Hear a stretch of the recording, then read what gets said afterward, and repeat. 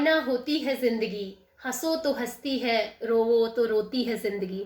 जिंदगी को देखने का हर किसी का अपना नजरिया होता है। किसी कलमकार ने जिंदगी को आईना कहा तो किसी ने आईने को जिंदगी कहा। आज की इस वीडियो में मैं जिस कविता को स्वरबद्ध करने जा रही हूँ उसे कलमबद्ध किया है सावित्री जी ने।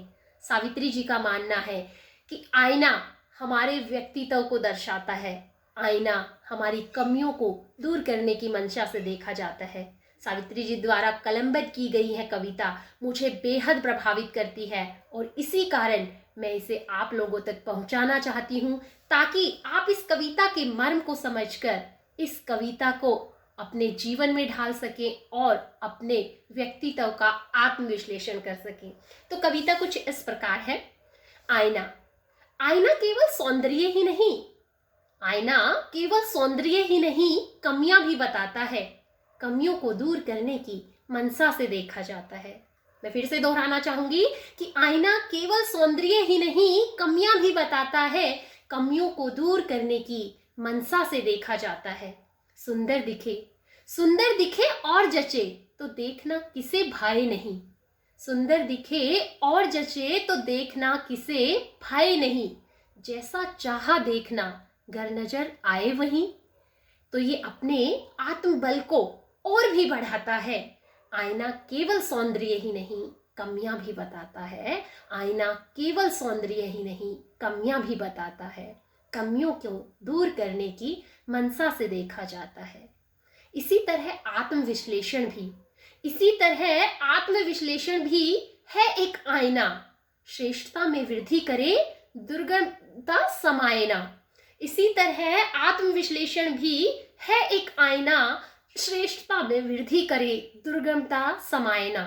जग में हम भी है किसी काम के, जग में हम भी है किसी काम के, विशिष्टता जगाता है। आईना केवल सौंदर्य ही नहीं कमियां भी बताता है। कमियों को दूर करने की मनसा से देखा जाता है। साफ सुथरे परिधान हो तो कालिक पर नहीं बैठेंगे। साफ सुथरे परिधान हो तो कालिक पर नहीं बैठेंगे। शालीनता पर यदि आंच आए तो उसे ना कह देंगे।